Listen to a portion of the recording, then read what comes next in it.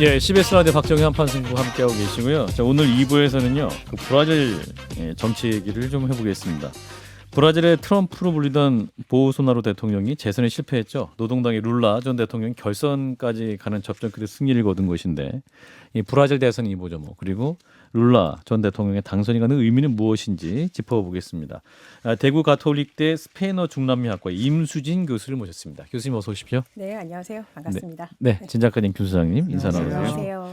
예, 저희가 이 브라질 정치는 잘 모르기 때문에 차근차근 편하게 설명을 해주시면 되겠습니다. 자, 룰라 전 대통령이 아주 근소한 차이입니다. 거의 50.87%의 득표율, 상대가 49.13%.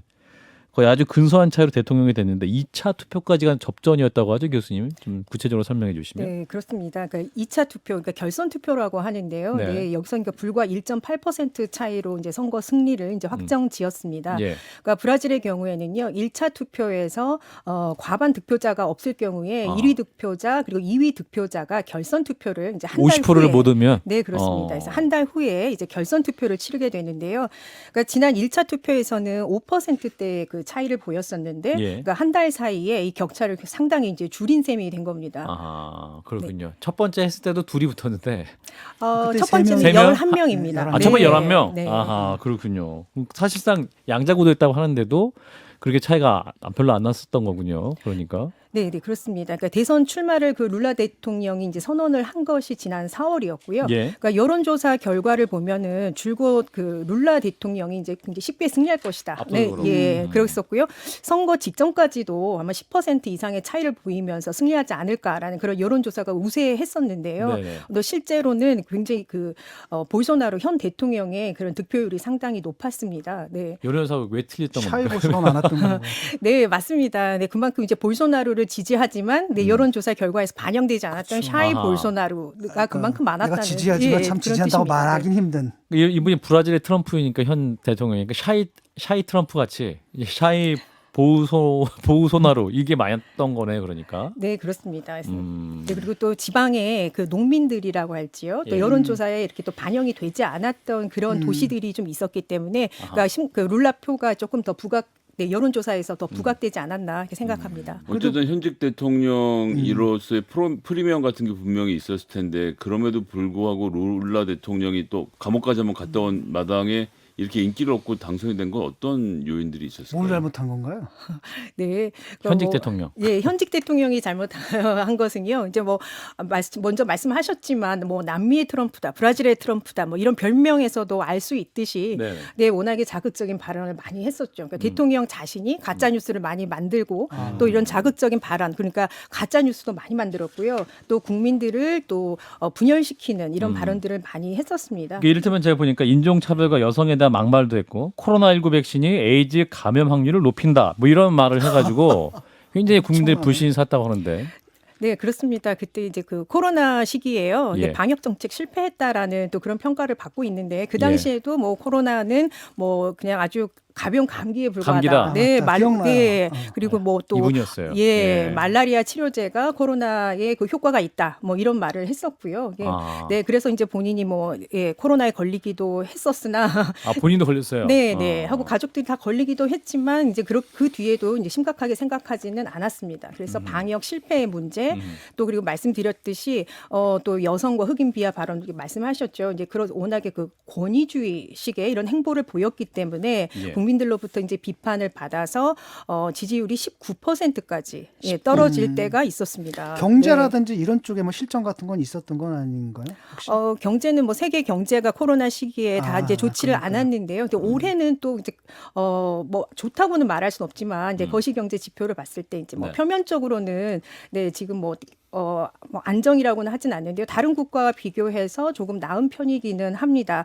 또 이제 현직 대통령으로서 룰라가 했었던 그 저소득층 그 지원 정책이 있었는데요. 예. 본인도 똑같은 걸 했습니다. 아하. 네, 아욱실리오 브라질이라고 해서요. 예. 또 이것을 그러니까 1차 투표가 10월 초에 있었고 결선 투표가 10월 말에 있었거든요. 네. 그러니까 불과 한 달 사이에 또 이 저소득층 그 지원 정책을 상당히 증액을 했고요. 또 아하. 확대를 했거든요. 재밌네요. 네. 한 달 후에 선거를 다시 한다는 거 보니까 이건 포퓰리스트인 거죠. 그러니까. 네, 맞습니다. 그게 가능해요. 근데 한 달 후에 이렇게 선거하는 나라가 엄청 혼란일 것 같은데 저 만약에 우리나라에도 만약에 한 번 대선했다가 한 달 후에 다시 결선 투표한다. 그럼 굉장히 나라가 그 한 달 사이에 뉴스도 엄청날 것 같고 굉장히 피곤할 것 같은데 브라질은 그거 견디나 봅니다. 네, 이제 중남미 대부분 국가가 이 결선 투표를 하고 있습니다. 아하, 네, 그렇군요. 그리고 또 이게 브라질 같은 경우도 지금 20개 넘는 정당이 지금 원내에 진출해 있거든요. 20개나. 예, 워낙 다당제이기 때문에 아. 결선 투표를 통해서 이제 네 선거를 이제 치르게 되는 것이죠. 근데 이제 그 지금, 트럼프 아니 지금 대선 결과를 갖다 흔쾌하게 수용하지 않는다는 모습을 보이고 있고 또 뉴스를 보니까 또 지지자들이 뭐 또 도로 점거하고 뭐 난리가 났던데. 군사 개입해라 뭐 이런 얘기도 한다고 하는데. 네, 군사 개입이 필요하다라고 이제 뭐 말을 하기는 했었는데요. 네. 그런데 이 볼소나루 대통령이 지금 그러니까 선거 그러니까 룰라의 선거 승리 확정한 후에 지금 45시간 만에 이제 얼굴을 비추고 뭐 축하한다는 말은 하지 않았습니다. 승복을 안 했군요, 그러면. 네, 그렇지만은 뭐 정권을 이양하는 것을 승인한다라고는 네, 한 2분 정도 인터뷰를 했습니다. 그리고 지지자들에게는 뭐 시위는 하되 도로 봉쇄는 풀고 합법적으로 하라. 예, 다소 모호한 또 말을 한 것은 또 시위는 사실입니다. 예, 그렇지만 지금 뭐 시위는 줄어들고 있습니다. 무슨 부정선거 이런 식으로 트럼프가 몰아갔던 방식까지 가지는 않은 건가요? 그런 점도 이제 사실 우려를 했었어요. 이게 왜냐하면 선거 전부터 네. 그러니까 브라질은 전자투표를 하거든요. 전자투표. 예, 그 전자투표 그 기기에 문제가 있다라고 그것을 또 그러니까 자주 얘기를 해왔고요. 심지어는 그 브라질 주재 외교단을 모아놓고 또 이런 발언을 하기도 했습니다. 다른 네. 나라 네, 대사들한테. 그렇습니다. 예, 다른 나라 그 외교단들에게도 이런 말을 해서 굉장히 그 전자투표 그다음에 대선 그 결과에 대해서 불복할 듯한 네, 그런 모습을 보였지만 다행히 현재는 그 지지자들도 종이로 네, 찍는 건 조금 아니고 우리 같이 어떠한 그 터치 방식으로 투표를 하는 거예요. 그러면 네, 브라질은. 그렇습니다. 네, 전자투표를 합니다. 그러면 얘기해 뭐 주세요. 선거 우리나라도 관리했던 담당자 아닙니까 그 대통령이? 네, 그 본인이 담당자가 맞고요. 그래서 네. 전자투표 대신에 종이투표를 하자라는 또 그러한 그 법안이 또 의회에 제출되기도 했었는데 부결됐거든요. 브라질의 네. 황교안이네. 그러니까 전자투표기의 신뢰성에 의문을 제기하면서 그래서 좀 승복도 안 하고 있다라는 건데. 지금 지지 기반은 어떻게 됩니까? 그러니까 주로 뭐 네, 가장 큰 지지 대통령. 기반이요. 볼소나루는 그 농민들, 그다음에 목축업자들 지지를 받고 있고요. 좀 독특하게 그 라틴 아메리카 국가들이 대부분 이제 가톨릭이 예. 강한데요. 그런데 지금 볼소나루는 복음주의자입니다. 본인이 개신교. 개신교고요. 네, 복음주의자가 브라질이 다른 중남미에 비해서 그 개신교의 그 증가세가 굉장히 빠른데요. 네, 이 복음주의자들의 또 지지를 받고 있어서 그런 면에서도 또 트럼프와 많이 비교가 됩니다. 네. 그런가 하면 이제 예. 룰라 대통령 같은 경우는 이제 부패 스캔들로 처벌을 받긴 하지 않았습니까? 근데 이게 어떻게 된 겁니까? 이제 보통 이런 경우에는 이게 다 정치적 탄압이니 정치적 보복이니 뭐 이런 얘기를 하잖아요. 근데 사실은 뭡니까? 이분이 진짜 돈을 좀 받았나요? 뭡니까? 그러니까 본인이 돈을 받지 않았다라는 것을 입증하라라고 이제 했었죠. 네. 그래서 그러니까 뇌물 수수 혐의로 이제 투옥이 되었다가요 실형을 받았습니다. 12년 이상의 그런 실형을 받았지만은 나중에 그 판사와 검사가 담합을 했다라고 해서요 예. 이 실형 받았던 것을 이제 무효 선언 무효 판결을 다시 받게 됩니다. 그래서 이 지난 대선에서 그러니까 2018년 대선에서는 그래서 이제 옥중에 있었고요. 네 이번 대선에는 이제 본인의 혐의를 벗었기 때문에 이제 이게 출마가 가능했습니다. 혐의를 벗은 거네요, 그러니까. 네, 그 그렇습니다. 혐의를 벗은 것이 흔쾌하지 않아서 혹시 보이소나루 대통령 조금 전에 말씀하셨던 대로 지지율이 19%였다고 했는데 막상 선거 결과는 51대 49일 정도로 또 바짝 따라붙은 것은 그런 영향도 좀 있었던 건가요? 즉 룰라에 대한 반감? 네, 룰라의 그 안티 룰라들이 꽤 있습니다. 그러니까 그 이유가요. 이 볼소나루 대통령이 그 지난번에 그러니까 집권이 가능했던 것이 그러니까 부패 세력을 척결하겠다. 나는 깨끗한 사람이다라는 그러한 이미지로. 왜냐하면은요, 그 룰라 대통령과 같은 정당의 그 지우마 호세피 대통령도 탄핵을 당했고요. 그리고 룰라도 그때 이제 감옥에 있던 상황이었고, 그리고 룰라 집권기에 그 정부 인사들이 뇌물 수수를 한 것은 또 사실입니다. 예, 그렇기 때문에 그 룰라는 뇌물수수 혐의를 벗기는 했지만 그런데 그 룰라 정부에 대한 측근들의 그런 뇌물수수가 있었기 때문에 부패 이미지는 여전히 있습니다. 77세의 고령인데 그럼에도 불구하고 브라질 유권들이 이제 선택을 받은 이유가 이 보소나로에 대한 반감도 있겠지만 또 다른 한편으로는 이분이 처음에 참 등장했을 때 굉장히 신선하고 또 나름대로 좀 잘하지 않았습니까? 그 부분에 대한 기억이 좀 남아 있는 건가요? 어떻습니까? 네, 이번에 뭐 10대 그 유권자들 숫자도 굉장히 늘어났다고 그러는데, 네. 예, 10대 유권자들도 이제 부모님들로부터 그 당시의 얘기를 들었다라고 말을 할 정도로 그 룰라 시대의 그 향수는 남아 있고요. 특히 이제 지금처럼 경제가 지금 좋지 않은 상황에서 빈곤층의 비율이 상당히 늘었습니다. 네, 그래서 룰라 대통령은 이 지난 집권 시기에 저소득층에 대한 그러니까 빈곤층에 대한 지원을 상당히 잘해서 그 볼사 파밀리아라고 하는 그런 사회복지 정책을 썼거든요. 그 뭐 어떤 정책입니까? 네, 그래서 빈곤층 그리고 저소득층에게요. 예. 그래서 매달 얼마 정도의 그 지원을 합니다. 네, 그래서 이 지원을 하는 데 있어서 조건부 방식입니다. 무조건 지원을 하지는 않고요. 네, 아이를 꼭 학교를 보낸다. 네, 부모는 구직을 한다. 네, 이러한 사회 정책입니다. 네, 그래서 전 세계로부터 굉장한 또 찬사를 받았던 그런 정책입니다. 그래서 이번에 이제 국가 운영 비전이 경제 발전을 바탕으로 배를 고른 국민을 없애겠다. 그리고 세계 8위권 경제 대국으로 성장시킨 8년간의 영광을 재현하겠다. 뭐 이런 포부를 밝히기도 했는데 브라질이 그럼 이렇게 경제가 이렇게 좋았어? 이렇게 막 생각하시는 분 많이 계실 것 같아요. 그러니까 브라질의 주력 산업은 뭐예요, 그러면? 브라질은요 인구만 해도 뭐 2억 2천 정도 되는 2억 2천. 대국입니다. 네. 네, 브라질 경제 대국이고요. 시장이 엄청 크군요. 네, 그리고 제가 아까 그 볼소나루가 농민들 그리고 목축업자들을 지지 기반으로 하고 있다고 말씀드렸는데요. 네. 예, 농업, 목축업이 또 강합니다. 네, 그리고 라틴 아메리카 국가에 그렇게 제조업 국가가 많지는 않은데요. 예. 제조업도 어느 정도 발전한 그런 경제 대국이 맞습니다. 네. 그래서 농민 목축업자인데 그럼 농민 목축업자면 이제 이 브라질 아마존이라든지 어떤 자연을 파괴하거나 이제 숲을 없애가지고 이제 농지를 많이 만들거나 이래야 되는 거 아닙니까? 그러면 이제 보이스나로는 그런 거를 잘 하자는 사람인 것 같고 룰라는 환경 정책을 좀 많이 앞세운 그런 분 아니에요? 네, 맞습니다. 그러니까 볼소나루 대통령이 이번에 내세웠던 공약 중에요. 예. 자원을 마음대로 쓸 수 있는 자유. 네, 이것을 이거는 말을- 마음대로 네. 파괴해라. 네, 마음대로 네. 다 나무를 베라. 네, 개발을 우선으로 하고 있기 때문에요. 네, 농민들이 우선입니다. 그래서 네, 아마존을 파괴한 이유도 그 대두를 심기 위해서 큰 콩, 예. 네, 그렇게 해서 이제 불을 내고 개간을 했던 그런 이유가 가장 컸거든요. 아하. 네, 그래서 또 이런 문제로 또 국제사회와 갈등을 빚기도 했었고요. 근데 이제 브라질 사람들의 입장에서는 사실은 뭐 전 세계 허파라고 하는데 니들이 내 허파 쓰는 값을 내는 것도 아닌데 우리가 우리 농토 개발하고 가난한 사람들이 먹을 수 있는 그러니까 숲으로는 먹고 살 길이 없으니까 이걸 개간한 것을 왜 갖고 너희들이 밖에서 우리한테 뭐라고 그러느냐. 하냐. 예, 뭐 예를 들면 이제 외국에는 환경운동 단체나 이런 데 대해서 저항하는 움직임이 있는 것도 사실이잖아요.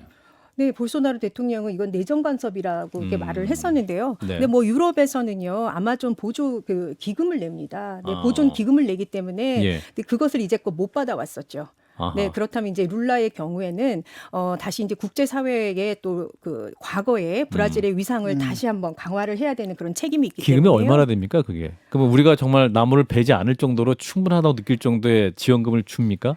아니요, 그렇지는 않습니다. 네, 그렇지는 않습니다만 이제 그 기금 이제 그 기금도요. 지금 그러니까 볼소나루 대통령의 경우에 네. 이제 그런 기금에 대해서 예. 뭐라고 말을 했었냐면은 그러니까 본인이 그것을 그러니까 충분히 이제 먼저 달라고 이제 얘기를 하는 거예요. 선입금. 네, 먼저 개발은 네. 나중에 안 하겠다. 네, 개발은 나중에 일이고 이제 예. 먼저 그렇게 해서 지금 말씀하신 것처럼 충분하지 않다라는 거죠. 아. 그렇기 때문에 이제 내정 간섭이다라고 이제 더 얘기를 하는 거고요. 그 정도 기금은 너무나 턱없이 부족한데 우리는 개발을 하지 않고서는 우리 국민들은 농민들은 어떻게 살 수 있겠느냐. 네, 그래서 뭐 금광 개발도 아마존에서 했었고요. 아하. 네, 아주 굉장한 개발이 있었습니다. 그래서 이제 2003년에 룰라 정부 당시 환경부 장관이었죠. 마리아 실바랑 네. 이분이 이제 이번 대선에 전에도 다시 재회해서 만났고 이번이 됐으니까 그럼 마리아 실바가 다시 환경부 장관으로 다시 복귀를 하는 겁니까? 환경 정책 관련해서? 네, 지금 이제 내정이 됐다고 그렇게 알고 있습니다. 내정이 됐다? 네. 어. 그래서 아마 환경 정책은 굉장히 이제 적극적으로 룰라가 추진을 할 거고요. 예. 이 환경 정책을 통해서 이제 국제사회와 다시 한번 협력하는 네, 그래서 이제 브라질의 위상을 강화하는 쪽으로 지금 이제 나갈 것 같습니다. 근데 이게 이제 미국에서 트럼프라는 인물이 있겠고 또 보니까 또 스웨덴에서도 극우가 막 집권을 하고 있고 이탈리아에서는 벌써 또 무솔리니 그냥 그 라인이 그냥 무솔리니의 그 후손이 그냥 복귀를 하고 브라질도 사실은 그 양극화가 정치 양극화가 심해진 거 아닙니까? 극우가 등장하고 그 상황이 어떤가요? 그다음에 이웃 나라들도 이런 경향이 있는지 궁금해요. 남미 이웃. 네, 중남미에서도 이제 그렇습니다. 그래서 이것을 그 양극화로 볼 것이냐, 아니면은 그 유럽처럼 이제 극우 세력이 출현한 것이라고 이제 볼 것이냐의 문제인데요. 브라질의 경우에는 오히려 극우 퍼퓰리스트로 분류를 하는 것이 더 맞을 것 같습니다. 네, 그래서 지금 이제 양극화의 경우에 아까 그 볼소나루가 그 양극화를 이제 강화시킨 것이 또 맞다라고 이제 말씀을 드렸는데 이 전에 이제 2016년에 지우마 호세피 대통령이 탄핵 당할 당시에 그때부터 이제 브라질의 양극화가 이제 시작이 됐고요. 이제 볼소나루 집권 후에 이제 이것이 이제 더 심각해진 겁니다. 네, 네, 그래서 그 이번 선거 때도 보면은 그러니까 룰라에게 뭐 악마다, 사탄이다, 네, 뭐 이런 표현을 공산주의자 이런 표현을 썼었고요. 좌파니까. 네, 그리고 또 복음주의자들 이제 표를 얻기 위해서 굉장히 또 그 종교적인 문제, 종교 관련된 그런 정책들, 뭐 낙태 문제랄지 이제 이런 것들을 많이 이슈로 삼았고요. 또 룰라 대통령 같은 경우도 그 코로나 시기에 그 브라질의 방역 정책이 실패했다라는 것을 말을 하기 위해서 볼소나루 당시는 제노사이드를 한 것이다. 뭐 이렇게 공격을 할 정도로 상당한 게 막말이 오고 가고 예, 했습니다. 그래서 지금 라틴 아메리카의 경우에 지금 대부분의 국가가 지금 현재 좌파 국가죠. 근데 뭐 과거와 좀 다른 양상이기는 합니다. 더 예. 실용적이긴 하지만 네, 그러나 지금 좌파 국가들이 더 많아서요. 네. 두 후보가 그렇게 부딪히는 과정이 제가 듣기는 한국에서 정치에서 지금 예를 들면 민주당과 국민의힘의 양 진영의 지지자들이 부딪히는 것처럼 들리는데 거기도 정치적으로 이렇게 좀 확실하게 양쪽이 나뉘어서 좀 더 싸우는 분위기가 격해져 있는 상태인 건가요? 네, 그 양극화가 이제 심해지면서 그러니까 지지자들도 극명하게 이제 갈리고 있고요. 그러니까 예컨대 이번에도 이제 그 브라질의 경우에 북동부 같은 경우는 흑인들이 많이 사는 좀 가난한 지역이거든요. 여기서 이제 룰라 지지가 더 많이 나왔고요. 남동부는 백인들이 이제 주로 살고 있는 그런 또 지역이기 부자예요. 산업화된 지역이고 또 이제 이렇게 해서 또 지역적으로 또 백인과 그리고 또 지역 유색 인종. 인종, 네, 또 이렇게 종교 간의 갈등, 네, 그래서 요번에 그 룰라 대통령이 소속된 정당이 그 노동자당입니다. 그래서 예. 노동자당의 어느 당직자가 볼소나루 지지자의 또 총을 맞는 사건이 있었을 정도로 상당히 네, 그 양극화가 지금 심하다. 네, 그렇게 말씀드리겠습니다. 우리는 지역만 가져가도 얼마나 힘들었습니까 그 동안에. 여기에 종교 인종이 끼어들면 이건 그냥 브라질의 이제 대외 관계 이제 룰라가 이제 되면서 남미 공동시장 메르코수르 그리고 브릭스 참여를 강화하겠다라고 했고 더불어서 중국과의 관계 1대1로도 참여할 수도 있다. 뭐 이런 얘기가 나오고 있습니다. 이 부분 어떻게 전망하세요, 교수님? 네, 이게 브라질의 경우는요, 그 정말 대국이 맞습니다. 네, 그래서 2억이 넘기 때문에. 네, 그래서 또 경제 규모도 그렇고요. 예. 그리고 항상 중남미의 리더였습니다. 브라질이. 네, 그렇게 축구만 잘하는 게 아니었군요. 네, 정치적으로도 그렇습니다. 그래서 룰라의 귀환, 그러니까 룰라가 다시 왔다 이 말은요, 라틴 아메리카의 이제 리더 룰라가 다시 돌아왔다라는 말이 되기도 합니다. 예. 예, 그리고 늘 국제사회에서 다양한 목소리가 필요하고 이제 본인들이 독자적인 목소리를 내왔었거든요. 예. 네, 이것이 이제 그 브라질의 외교 기조입니다. 그렇기 때문에 중국 이 지금 브라질의 그 교육에 있어서 최대 교역국이고 또 주요 투자국인 것은 맞습니다. 예. 네, 하지만은 지금 그 미국도 지정학적 위치도 그렇고요. 가깝잖아요. 네, 그리고 또 미국이 또 여전히 또 브라질과는 또 주요 교역국이고 또 투자국이기 때문에 네. 어느 한쪽을 선택하기는 어렵습니다.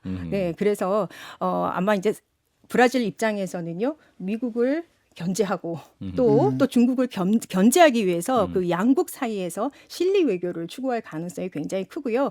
중국과 양자 관계를 강화한다라기보다는 브릭스 안에서 그 다자 외교의 틀 안에서 예, 중국과의 또 좋은 관계는 유지할 것 같습니다. 이번에 우크라이나 전쟁을 보니까 브라질의 태도가 참 티미하던데요. 그러니까 오히려 이제 그 뭐랄까 확실하게 우크라이나를 지원하거나 이런 게 아니라 상당히 좀 거리를 두고 빼는 듯한 브릭스가 이런 이제 느낌이- 브라질, 러시아, 인도, 중국, 남아공 이 5개 나라가 함께 합쳐진 거기 때문에 러시아를 뭐 이렇게 확실히 하기도 어렵고 또 그렇다고 우크라이나 돕기도 어려운 것이 바로 브라질 입장이었기 때문에 그런 대응이 나왔던 겁니까? 네, 지금 볼소나로 대통령 입장에서는 지금 국제사회에서 고립된 상황입니다. 예, 그래서 지금 뭐 어떤 말도 할 수 없고 지금 국제사회에서 어떤 발언을 지금 하지도 않을 정도로 네, 지금 고립된 상황이긴 한데요. 이제 룰라 대통령이 이제 정권의 이제 대통령에 취임을 하게 되면은요, 이러한 외교 정책도 다시 룰라 대통령이 집권하던 시기, 네, 그래서 강한 브라질로 지금 다시 돌아갈 것이라고 생각합니다. 다시 경제를 끌어올린다고 파리까지 그 영광을 다 재현하겠다는 건데 어떻게 하겠다는 겁니까, 룰라는? 룰라 대통령이 이전에 했던 것이 이제 분배를 먼저 하겠다. 분배를 통해서 선분배, 선분배 후 후 성장. 성장이었습니다. 네, 근데 사실 그게 이제 쉽지는 않죠. 지금 이제 우크라이나 전쟁 문제로 인해서 또 그렇죠. 글로벌 공급망 문제도 있고요. 예. 그리고 뭐 세계 경제 침체 이 상황, 그다음에 대외 환경 변화, 뭐 이런 측면에서 룰라가 쉽지는 않을 겁니다. 그런데 이제 룰라 대통령은 가난, 그다음에 기아 퇴치를 목표로 하고 있기 때문에요. 경제 성장은 필수고, 네. 그래서 지금 원자재 상황이라든가 이런 것들이 다 지금 좀 좋은 상황은 아니지만, 예. 네. 그러나 일단은 경제를 가장 큰 그 국정 과제로 놓고 지금 네 일을 추진을 하겠다고 지금 예 밝혔습니다. 한국하고 브라질 관계는 어떤가요? 뭐 무역이라든지 교육이라든지 교민이라든지 이런 건 어떤가요? 그 교민이요. 중남미에서 가장 많은 그 5만 명이 네 살고 우리나라 계셨는데요. 교민이. 네, 그런데 이제 코로나 때문에 한 2만 명 정도가 지금 이제 귀국을 한 상태고요. 그때 워낙 방역이 안 좋아서 네, 방역이 안 좋기도 했고요. 예. 그리고 이제 봉쇄를 워낙 강하게 했기 때문에 아하. 한국 교민들은 이제 주로 의류업에 종사를 합니다. 예. 이제 그렇게 했을 때 사업 자체를 문을 닫는 예, 그런 상황이었기 때문에 그러니까 사업을 포기하고 그리고 한국으로 이제 오신 분들도 계시고요. 뭐 한때 뭐 그러니까 브라질까지 직항도 있었지 않습니까? 예. 네, 뭐 LA 경유기는 하지만 네, 그런 국적 항공사의 취향도 뭐 지금은 없어진 상황이고요. 네, 그렇습니다. 하지만 브라질이 그만큼 경제 규모가 크기 때문에 우리에겐 상당히 가능성이 있고요. 예. 또 앞으로는 그 우리가 이제 지금 수소 경제, 네, 친환경을 얘기를 하는데 네. 브라질이 이제 굉장히 또 수소 경제도 굉장히 좋다고 전망이 있는 국가다. 네. 수소 자동차도 쓸 수 네, 있고 그리고 또 이미 거기는 에탄올 자동차가 한 50% 이상이거든요. 네, 그래서 앞으로 친환경에 있어서도 이제 우리와의 그 관계가 강화될 수 있는 또 그러한 네, 전망을 해볼 수 있겠습니다. 예. 브라질 정책이 들으니까 굉장히 재밌네요. 저렇게 또 새롭게 아는 것도 있고 또 관련해서 또 이 주제가 생기면 교수님 또 모시고 중남미 정책 배워보는 시간을 갖도록 하겠습니다. 자, 대구 카톨릭대학교 스페인어 중남미학과의 임수진 교수였습니다. 고맙습니다, 교수님. 맞습니다. 좋아요? 구독. 알림 설정.